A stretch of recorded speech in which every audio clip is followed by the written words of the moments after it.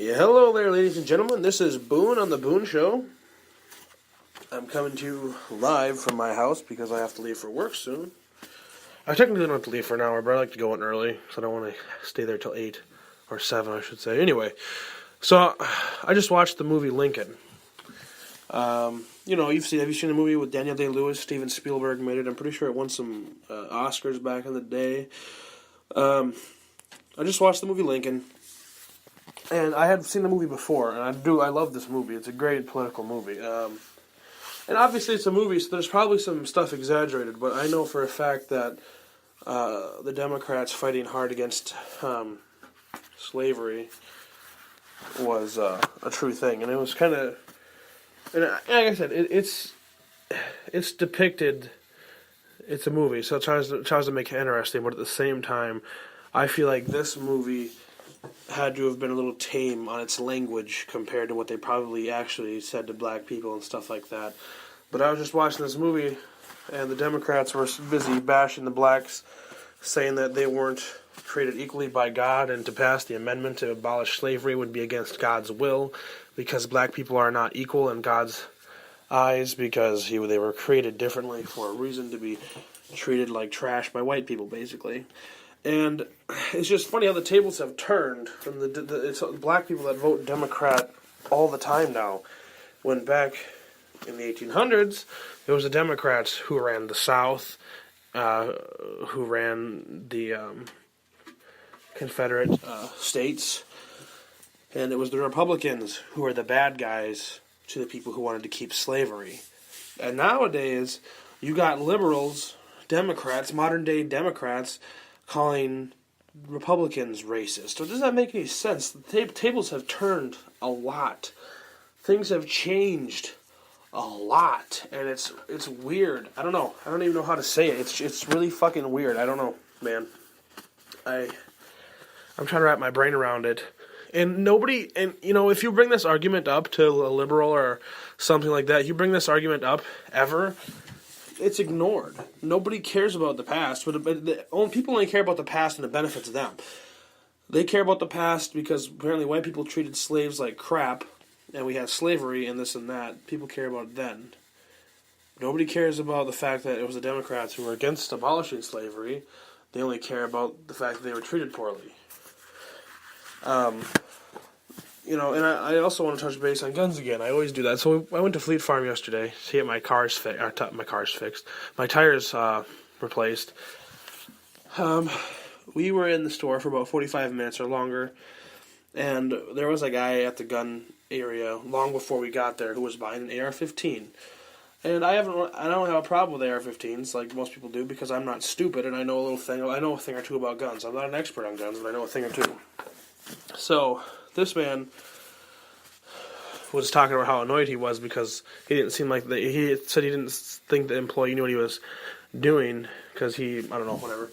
But it took him that long. It took him over an hour to get the gun because he had to fill out paperwork. The employee had to go back in the office, run it through the system so the guy had passed the background test. So it took him over an hour to pick out the gun, fill out his background test, and get it passed. It's not like liberals believe that you could go and take 10 minutes out of your day, go into a store, and be like, I want this gun, buy it, and leave. That's not how it works. It's a little bit more difficult than that, and I guarantee you that. I promise you that, is actually. But anyway, you go in, you buy a gun, it takes you at least an hour to pass the background test and stuff like that, because they're more thorough than people think they are. I also just commented on a post a little bit ago where this guy said that, no, guns in schools are bulletproof glass and doors isn't going to do anything. What we need to do is we need to limit clip sizes to 6 bullets, and we need to make guns as hard to get or ammo as hard to get as prescriptions. You need to go through this and that. And I'm like, yeah, because limiting the fucking clip size to 6 bullets is really going to fucking stop a criminal from loading 10 to or more in. Like, that's a real great idea because you obviously making marijuana, making meth, making cocaine, making heroin illegal fucking stopped the epidemic, right? Because there's not people ODing every fucking day from that, right? It's just like, there's so many clips out there already. And this is one thing that people don't understand, is that America has so many guns. We have so many guns as a country that even if you made guns illegal, the price of them on the black market wouldn't go up as much as you think they would for the simple fact that there are so many of them in the States already. You know what I mean? I'm not saying that the prices won't go up, because they will. It'll go up because they're illegal, obviously. But even marijuana, as illegal as it had been in the past, you could still get an ounce for $200 and some or something like that. And you're still able to get, say with heroin, everything, you're able to get all that shit. I don't know. I just don't understand it. And this one guy said that the gun manufacturers and the citizens have done a poor job of policing themselves, so we're leaving them no choice but to do what they're doing. And I was like, dude, you're one step away from just saying, let's make all guns illegal. Like, it's just ridiculous, these people. And and the Second Amendment is there to fucking protect the people from the government. And back in the 1800s, the people all they had was muskets. I get that. You people say that. They're like, we don't need that stuff. We don't need what we have now. Okay, well, good luck defending yourself against our government or anybody when all we have is muskets. Good luck with that. The fact that, like I said, I've quoted this before, but there was a general there's a Japanese general who had said that attacking mainland USA was a bad idea because there'd be a gun behind every blade of grass. And he wasn't talking about the military. He was talking about the fact that Americans are armed heavily. That's what he was talking about. So not only would the military be attacking them, but American citizens have guns like crazy. I guarantee you, if America ever got invaded, they'd receive a lot of resistance, not only from the military, but from the citizens that they were trying to fucking invade. You can almost guarantee that. That's the whole point of guns being legal in the first place. That's the main focal point, is for self-defense. And I plan on getting my conceal and carry. I think I decided on the gun that I wanted. As a matter of fact, there's a 9mm. I want a revolver because there's a few videos that I watched on conceal and carries and stuff like that, and there was this older guy who was talking about it. And he was mentioning the fact that if you had a semi-automatic, it could jam into the guy. When you pull the trigger, it might not go off because it gets jammed up. If the guy is up against you, like he said that most of the time when you're using one of these, there's someone like grabbing at you and stuff, like right up against you.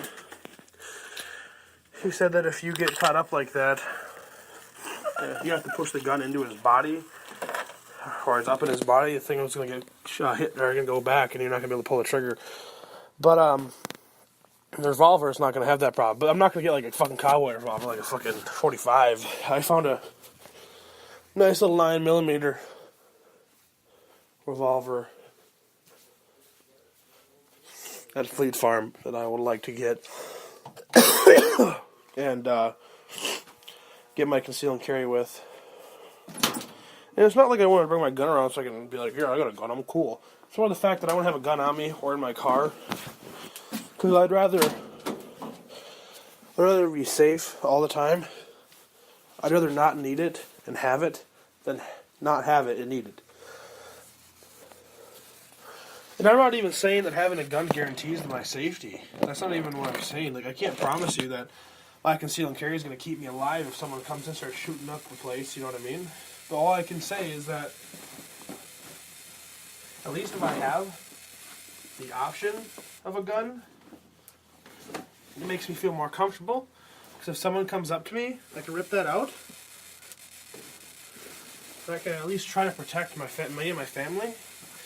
Because there's nothing more important in my life than protecting myself and my family. So I just don't see where liberals' logic lies. Maybe they don't have any logic. Liberals half the time talk out of their ass. Like, liberals will say they're not talking about banning all guns, but in reality, they're just stepping stones to get to that point. So I just, the stepping stones to get to that point. I don't agree with them. So like I said, I plan on getting my conceal and carry as soon as possible. As you know, guns aren't cheap. Pretty sure that little revolver I was looking at was like $450, $500, somewhere around there. Anyway, that's all the time I got for you. I'm trying to get ready for work.